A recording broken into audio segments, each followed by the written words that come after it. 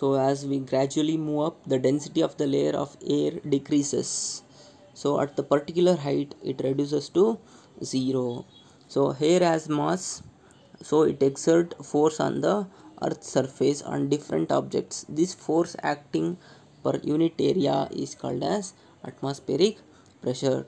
So the earth is surrounded by a layer of air up to a certain height, and this layer of air is called atmosphere. As we gradually move up, the density of the layer of air decreases at particular height. It reduces to 0. Air has mass, so it exerts force on the earth's surface and on different objects. This force acting uh, on unit area is called as atmospheric pressure. So atmospheric pressure is nothing but the weight of the air column in unit area. The weight of the air column in unit area, we call it as atmospheric pressure.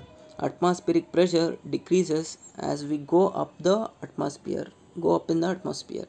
So as we go up in the atmosphere, atmospheric pressure decreases because whatever the weight of the air column will reduce.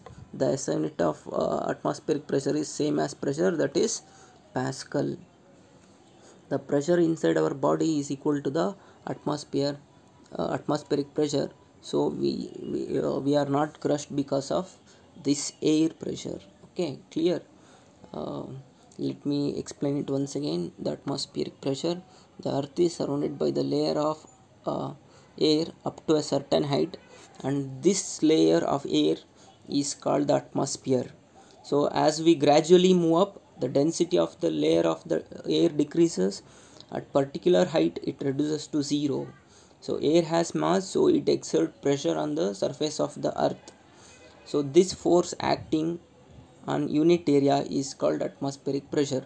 Atmospheric pressure is the weight of air in the column of unit area. So atmospheric pressure is the weight of air in the column of unit area. See, let me show it how exactly it is. So this is the picture that says earth is surrounded by atmosphere and it is exerting pressure on the surface of the earth. You can see this arrow shows that the force, whatever the pressure exerted on the earth. So here, what is atmospheric pressure? The pressure exerted by the weight of the atmosphere, that is weight of the air column. So you can see this at the top of the atmosphere. So weight of the air in the column applies a pressure to a point x. So if this is the surface of the earth, you can see x. So that is the point where the pressure of the air column is exerted. So this is what we call it as atmospheric pressure. Atmospheric pressure may be measured using barometer. So barometer is the device used to measure atmospheric pressure. So atmospheric pressure decreases as we go up in the atmosphere. Its SI unit is Pascal. The pressure inside our body is equal to the atmospheric pressure outside. So whatever the pressure inside our body is same as the atmospheric pressure outside. So we are not crushed because of this air pressure. So you might ask me a question like if air is having some weight, why we are not crushed? So the reason is the pressure inside our body is equal to the atmospheric pressure outside. So we are not crushed. So because of this air pressure. Clear? So whatever the pressure in our body is same as the atmospheric pressure, so it balances. So that is the reason we will not be crushed. So this is about pressure exerted by liquids and gases and atmospheric pressure. Hope you have understood. So now let us understand what is impulse. Okay, so before understanding impulse, you need to know about momentum. Okay, what is momentum? So you can see from the definition, momentum is the product of the mass and velocity. So P is equal to m into V. The product of mass and velocity, we call it as momentum, where P is for momentum and m is the mass and V is the velocity. So remember, momentum is a vector quantity. It has the same direction as that of the velocity. Okay, just remember these points. This you will be learning in 9th standard, but for the foundation you will have these equations. Okay, so just remember these equations and also definition. So momentum is the product of mass and velocity of an object, that is P is equal to m into V, P is the momentum, m is the mass, and v is the velocity. So and momentum is a vector quantity, and direction of momentum is same as the direction of velocity. And we have a derivation for impulse. So let us derive. We know that force is mass into acceleration. From Newton's second law, we know that force is mass into acceleration, that is F is equal to m into a, where m is the mass and a is the acceleration. And we have also know that from first equation of motion, that is v is equal to u plus at. So this is the first equation of motion. Just know these equations, don't worry about from where it has come, just know these equations, that is v is equal to u plus at. So a is equal to v minus u divided by t. If you rewrite this equation, we will get in this format, that is a is equal to v minus u divided by t. Okay, so now we substitute for a, like from f is equal to ma. Here a is there in the first equation, so for this a we substitute a is equal to v minus u divided by t. So we will be getting f is equal to m into v minus u by t.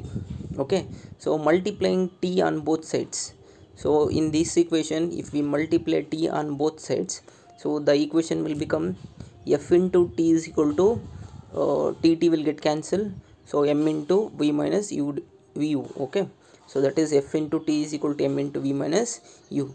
This we can say it as impulse, that is I is equal to f into t.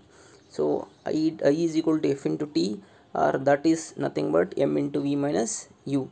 So you know that from this equation p is equal to m into v. Okay, here you can see the same thing, that is m into v minus u. So v is also initial final velocity, u is initial velocity. So v minus u is change in velocity, so m into change in velocity. So we can say that as change in momentum. So f into t is equal to m into v minus u is nothing but change in momentum. So impulse is nothing but change in momentum. Is it clear? Impulse is nothing but change in momentum. So see what what exactly impulse is. So when a large force acts on a body for short interval of time, the change in linear momentum of the body is called as impulse. When a large force act on a body for small interval of time, so the change in linear momentum of the body is called as impulse. Clear?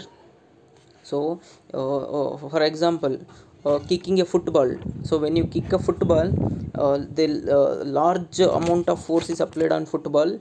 So this large force acts on a body for short interval of time, so this changes the linear moment. So the change in linear momentum of the body is called as impulse. So what is impulse? Impulse is when a large force acts on a body for short interval of time, the change in linear momentum of the body is called as impulse.